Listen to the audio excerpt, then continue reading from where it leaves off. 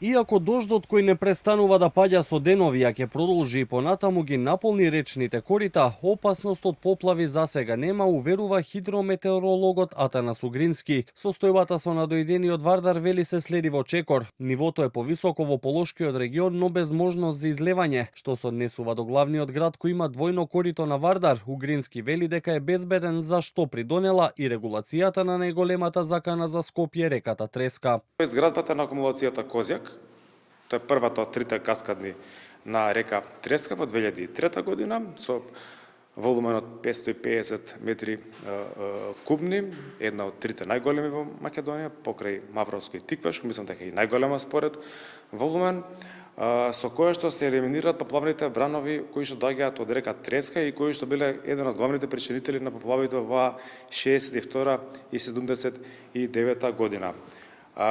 Така што сметам дека со прво со регулацијата и второ со изградбата на акумулацијата Козјак во значителна мера е намалена опасноста и ризикот од поплавување на реката Вардар во централното градско подрачје. Откако се смири напорот на Лепенец, веднаш се смири и најголемата река во државата, но коритата не се најголемата главоболка во главниот град.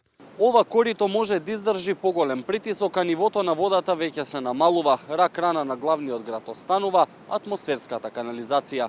За да се надмине проблемот со атмосферската канализација ќе бидат потребни децении. Оти во Скопје, ниту една третина од градот не е покриен со ваков тип на канализација, нешто за што во изминативе 30 па и 50 години се инвестирало многу малку, вели државниот советник во Центарот за управување со кризи Трчуговски. Прибирањето на атмосферските води во градските средини, тоа е рак рана на сите градови во Македонија, вклучувајќи го и Скопје.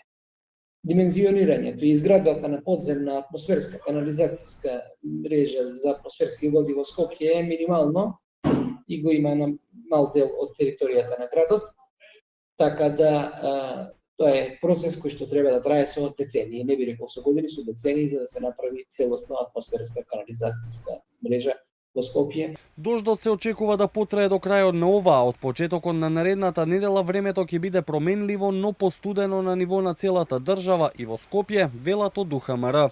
Во Скопје и околината ќе се задржи променливо облачно време се до недела, со тоа што ќе имаме локални врнежи од дожд во делови од котлината повремено и поројни со услови за појава на грмежи, особено во сабота. По најавите за новите врнежи, од Центарот за управување со кризи велат дека екипите на терен веќе ги санираат критичните точки со механизација за да се овозможи непречен тек на реките. Единствено минорно излевање кое беше забележано изминатите 2 дена беше на реката Пчиња.